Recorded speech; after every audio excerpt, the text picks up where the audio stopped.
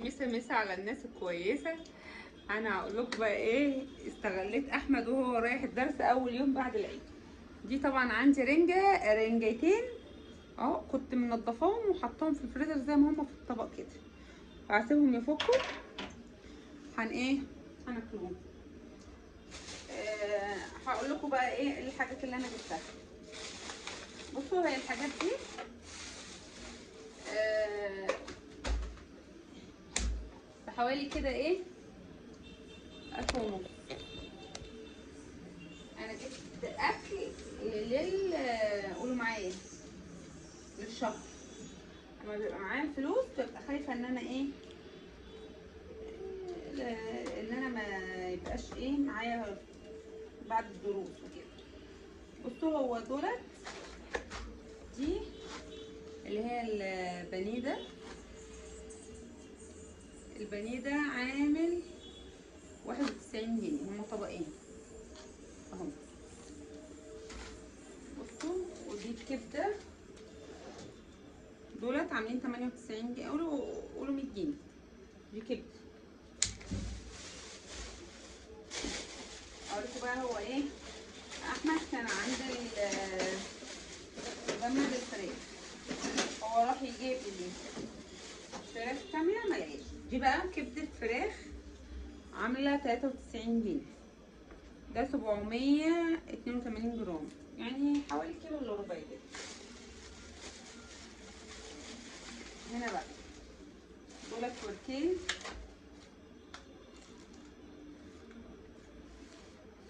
سعر الكيلو دولت كيلو ودولت كيلو،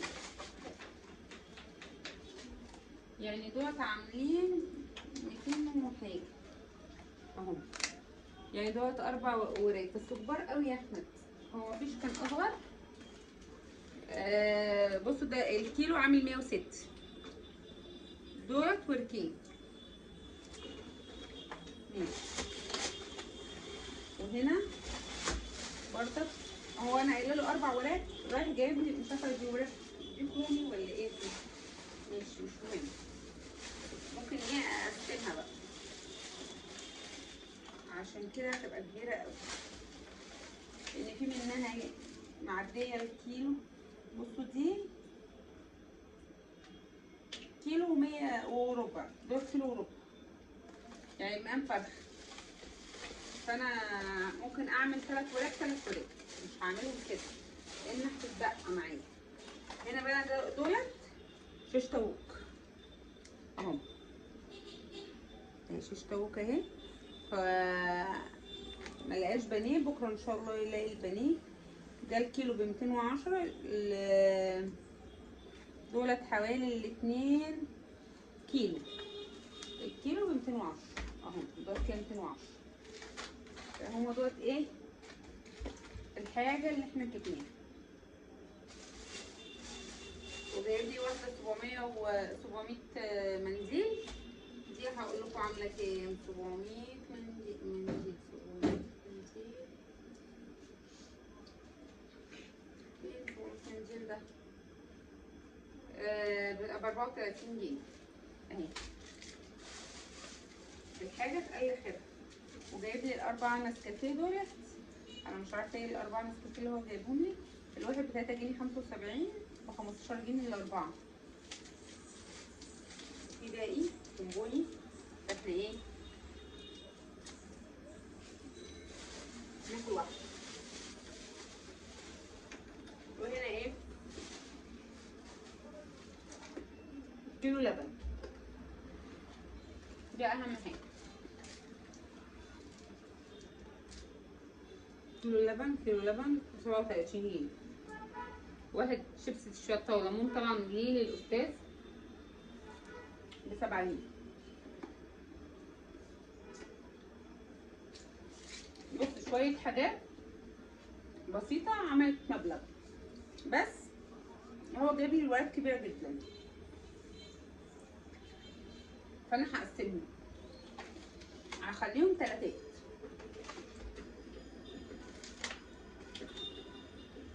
يعني مثلا هاخد ورك احطه هنا وورك هنا، واخلي اخلي ايه 2 لوحدهم، ابقى اخليه يجيب لي ايه عليهم ورك، ان كبير جدا. ماشي، هنشوف بقى الدنيا ايه هتمشي ازاي. هشيل الحاجه وارجع له. بصوا بقى كده يا جماعه، كنت بسلق مكرونه لحمه واهي. هحط بقى ايه المصفى واصفيها. انا الان مواد تصفيه الايه المكرونه.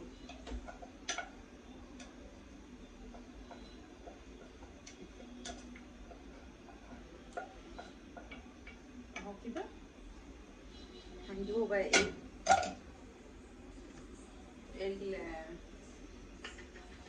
دول كده ايه خلاص برضك. هجيب ايه بقى معلقه سمنه، معلقه سمنه كده حلوه، معلقه سمنه كده حلوه وملزلزه كده. وهنجيبه ايه واحده معلقه فلفل اسمر وملح. واقول لكم بقى انا هعمل ايه.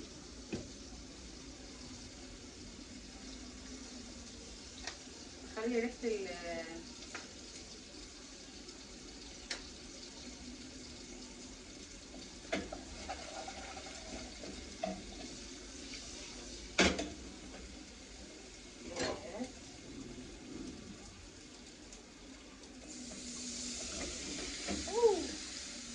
مش عايزه اقول لكم بقى اتكبت في المكرونه.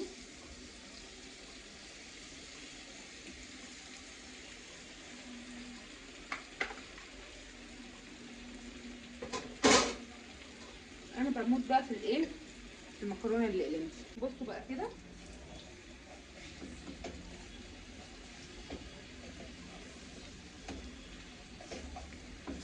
استنى بقى الفلاحه الحته ايه طلعت اهي. هو عايزها بيضه كده، فانا ايه هسيبها له زي ما هو ايه على هوايه. استنى ندوق ملحها.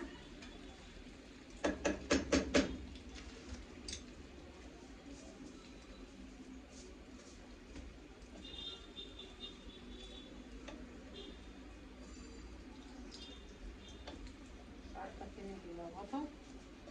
لما يجي احمد الغطا يعني غطا بتاع الحله اهو كده. هنا بقى ايه حمر البانيه.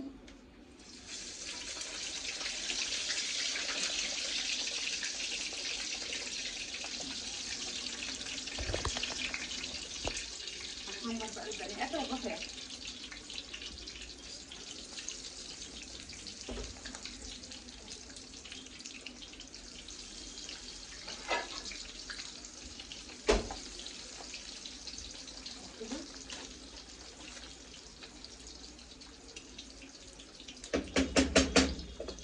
بس كده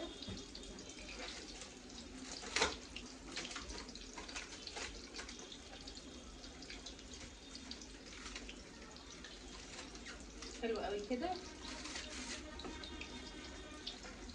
كل واحد ياخد له حتتين كده وعلى حبه المكرونه وبس. وانا عندي مكرونه بالصلصه يعني. طبق يعني ارميه مثلا؟ لا طبعا، حرام. اهو الطبق اهو. انا بقى ايه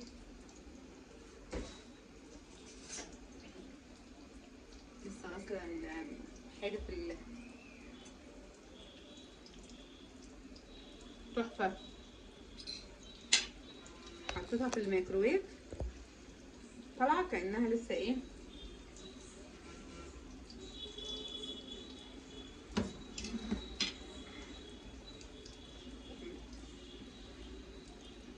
لسه دلوقتي كانها لسه عاملاها. ده بقى هشيله.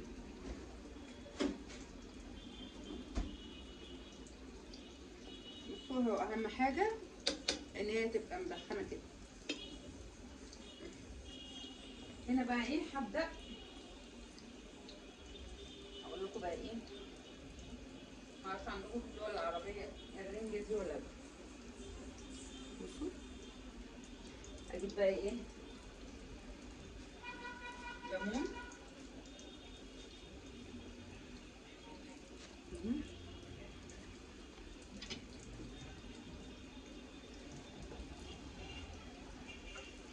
فظيعة.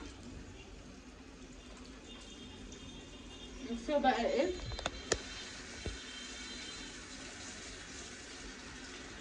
احسن ميه.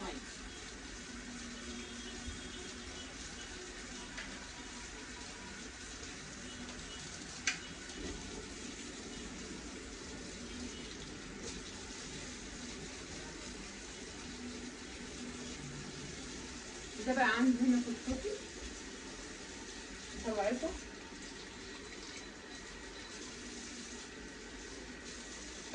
عندي من قبل رمضان، فبفتح الفريزر دول عشان احط الحاجة.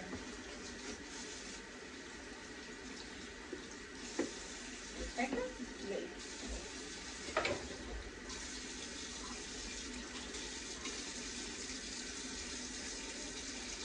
بصوا بقى ايه يا جماعة، عندنا كنا في كارفور بنتمشى كده، البولات اللي هي الكروانات بس نضيفة طبعا ب 140 وصغيرين، يعني بولات صغيرة عاملين 140 و150. فانا بقالي ياما ما اشتريتش ولا ايه، انا مش عارفه. هو في حاجه غريبه، الاسعار بقت الكروانه اللي ملهاش اي ستين لازمه بقت بميات، يعني مش الواو كمان. يعني انا بحب البولات بتاعت زهران تدخل غسالة الأطباق كده، لكن هي متهيأليش بتدخل غسالة أطباق، بس غالية أوي. على إيه؟ أنا مش عارفة. هنا بقى أنا مولعة طبعا على الشاي، على اللبن قصدي. نعمله بقى كوبايتين كده إيه، نسكافيه.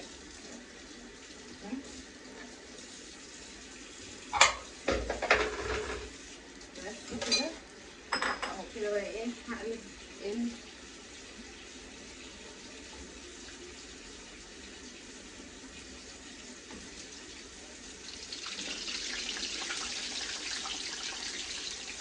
هقلب البانيه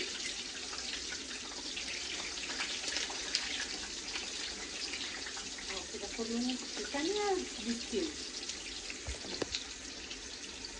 اهو كده ايه، بسوي. بس انا بعمله على نار مش عالية، على نار واطية خالص. انا ايه،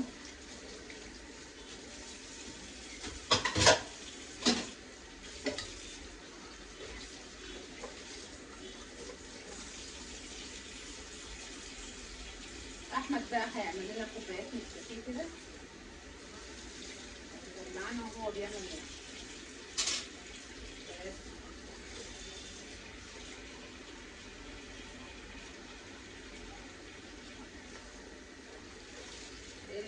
المواعين من الصبح وانا شغالة. مواعين ما بتتفضش، انا بشرب كوباية قهوة او كوبايتين في اليوم، على حسب الغزالة كده ايه لما تبقى رايقة. انا بقى بحب كمان ايه، انا ابقى نايمة ميبقاش ورايا نايمة في رمضان، عشان حق ربنا بتوع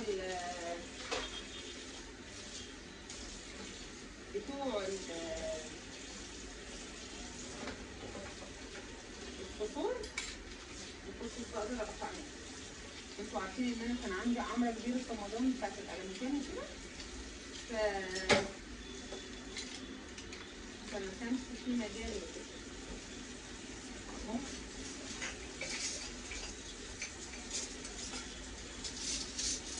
بصوا يعني كل دول مغسولين.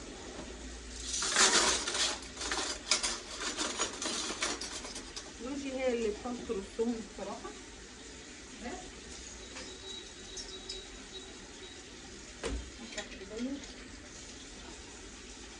هنا بقى ايه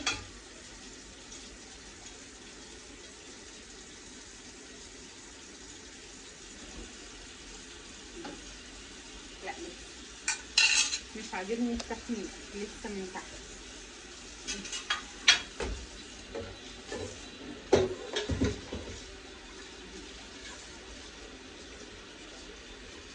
اهو كده كبشة المكرونة البشاميل، المكرونة السباكيتي. انا الصراحة يعني بحترم يعني اختراع ذكي للي عملها اللي هي انا بحب الكبشة دي بتاعت الكلام ده بيها في الطقم. يعني اول ما انا شفتها لما جبتها او ماما جابتها لي في الصالون بتاع التوزيع، لكن ما كانتش عند ماما.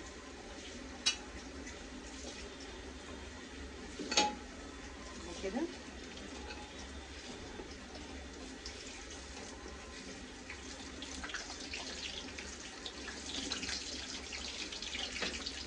كده خلصت اللبن.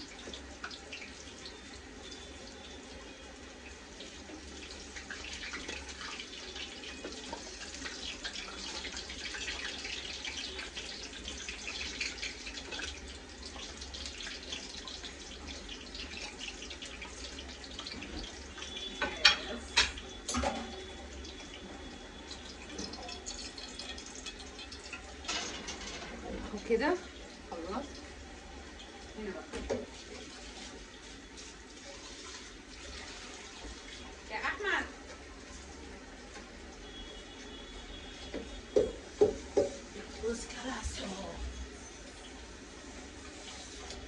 اهو بصوا بقى كده يا جماعه. اهو خلصت المكرونه. هما بقى بيحبوها عندي كده، بيحبوا ياكلوها كده يعني بيضه ومع البانيه ده. اللي اكلناه بقى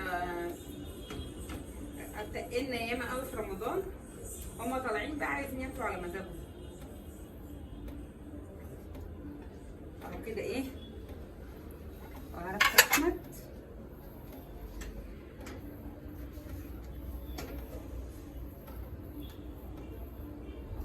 اهو. بصوا كده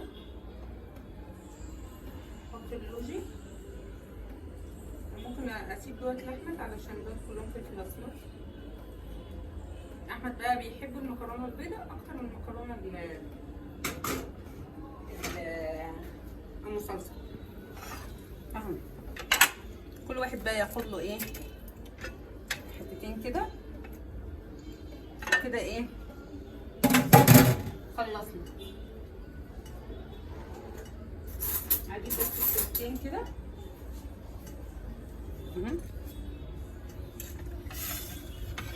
هنا بقى في ايه الرنجه دي. انا بالليل هبقى ايه هقطع عليها ان هو بابانا عايز ياكلها بالليل، ف هناكلوها بالليل. ودي كده ايه كوبايتين احمد اعملهم نسكافيه، بس انا عايزه اكملهم ايه اكملهم لبن عشان ناقصين. انا ما بحبش النسكافيه بتاعي ناقص بس. ونوشي طبعا عملت لنفسها كده. بقى ايه هقول لكم ايه مع السلامه واشوفكم في فيديو جديد ان شاء الله.